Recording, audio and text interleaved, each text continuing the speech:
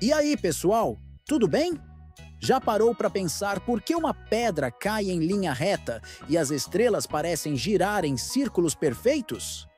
Vamos viajar até a Grécia Antiga, para o século IV a.C., para desvendar como Aristóteles explicava essas trajetórias tão diferentes.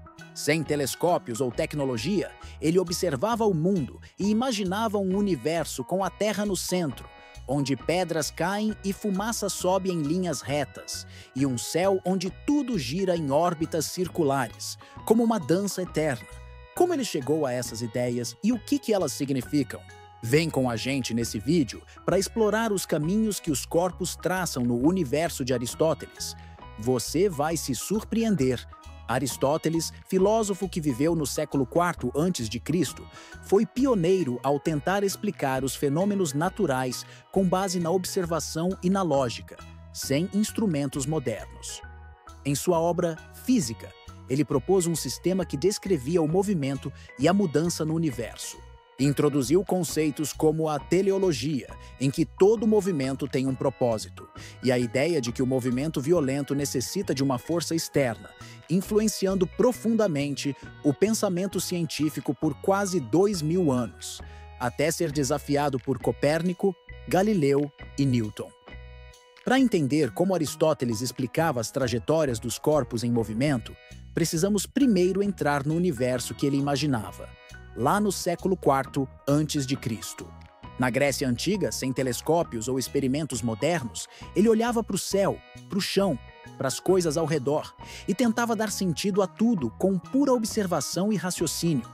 Para ele, a Terra era o centro de tudo, uma visão chamada geocêntrica, e o universo era finito, como uma grande esfera, com nosso planeta no centro e tudo mais girando ao nosso redor. Ele dividia esse universo em duas partes, dois mundos bem diferentes, como uma esfera dentro da outra. A esfera interna forma o mundo sublunar, aqui onde a gente vive, cheio de mudanças, e a outra é o mundo supralunar, a partir da Lua, onde tudo era perfeito e eterno. Essa divisão é a chave para entender por que os movimentos cá embaixo e lá no alto tinham trajetórias tão distintas. No mundo sublunar, tudo era feito de 4 elementos: terra, água, ar e fogo, cada um com um lugar natural onde queria estar. A terra e a água caíam para o centro, para o chão, enquanto o ar e o fogo subiam para as alturas. Já no mundo supralunar, o negócio mudava. Lá, tudo era feito de um 5º elemento, chamado de éter, que não mudava nunca e se movia de um jeito completamente diferente. Aristóteles também acreditava que todo movimento tinha um propósito, uma razão de ser. É o que a gente chama de teleologia. Então, quando ele pensava nas trajetórias, fosse uma pedra caindo ou uma estrela girando, era sempre sobre como cada coisa buscava seu lugar ou cumpria seu papel no grande esquema do universo. Vamos usar essa visão para explorar os caminhos que os corpos seguiam. Para isso, vamos ver cada um dos mundos separadamente, já que eles possuem regras de movimento bem diferentes. Primeiro, vamos mergulhar no mundo sublunar de Aristóteles e entender como ele descrevia as trajetórias dos corpos no movimento natural, com um foco especial na forma desses caminhos.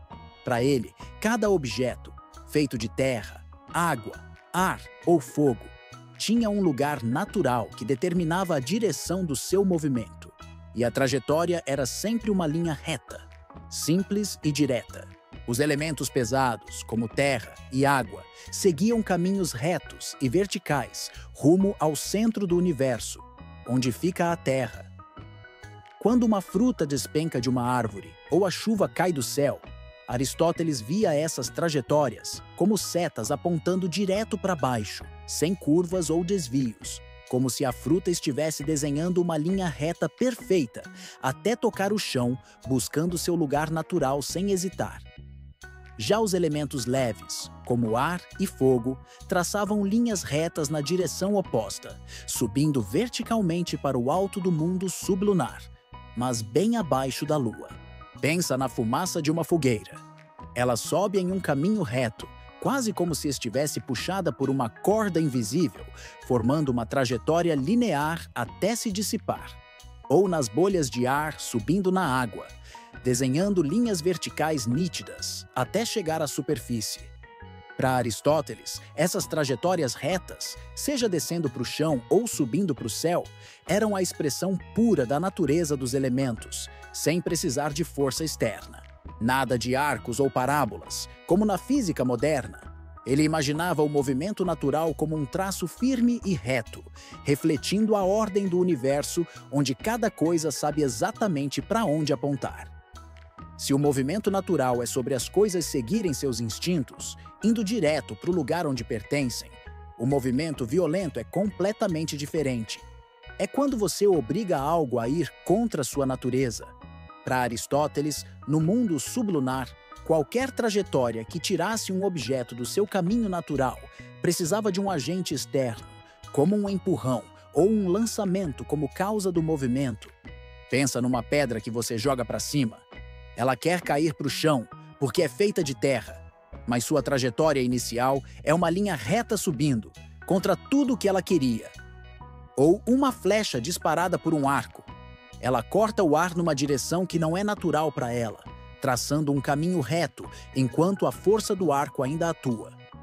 Essas trajetórias, para Aristóteles, eram retas, seguindo a direção do empurrão, bem diferentes das curvas que a gente imagina hoje. Enquanto Aristóteles via as trajetórias retas do movimento natural, como pedras caindo ou fumaça subindo, como algo que acontecia sem esforço, ele também pensava no que fazia um objeto se mover contra sua vontade. Quando algo é forçado a sair do seu caminho natural, Aristóteles dizia que precisava de uma ação externa para isso acontecer. Diferente da chuva que desce sozinha, ou das bolhas que sobem sem ajuda, esses movimentos forçados não eram automáticos. Ele imaginava que a trajetória inicial, ainda em linha reta, dependia de algo ou alguém empurrando, como um braço jogando a pedra ou um arco lançando uma flecha, começando a traçar um caminho que desafiava a natureza do objeto. Mas como esse movimento continuava depois do empurrão inicial? Aristóteles tinha uma ideia chamada antiperístasis. O ar ao redor do objeto, como uma flecha voando, era mexido pelo lançamento e passava a empurrar o objeto para frente, sustentando a trajetória por um tempo.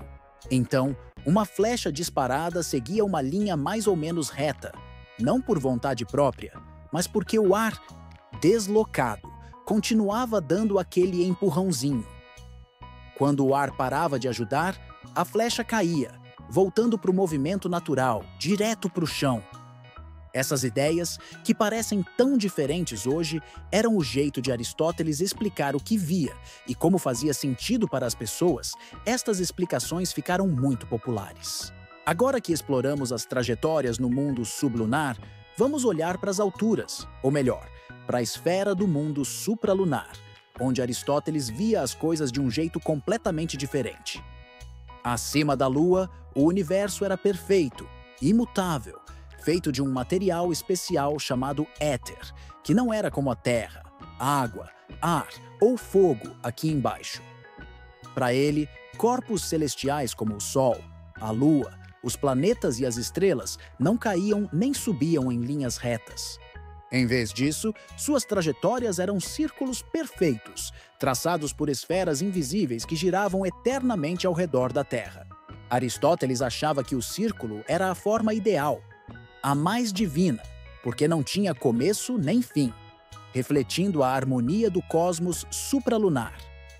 Essas trajetórias circulares não tinham nada a ver com movimento natural ou violento, como no mundo sublunar. O éter, segundo Aristóteles, se movia por sua própria natureza, num ritmo constante e sem mudanças, como se fosse a dança eterna do universo. Pensa no Sol cruzando o céu todos os dias, ou nas estrelas que parecem girar em padrões fixos. Para ele, isso era prova de que lá em cima, tudo seguia um caminho circular, sem nunca parar ou desviar.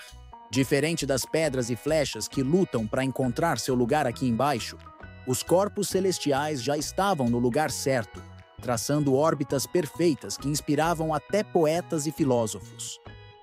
Essa visão dos céus era tão poderosa que influenciou séculos de ciência e filosofia. Depois de viajar pelas trajetórias do mundo sublunar e supralunar, você pode estar se perguntando: por que as ideias de Aristóteles sobre movimento foram tão poderosas por tanto tempo?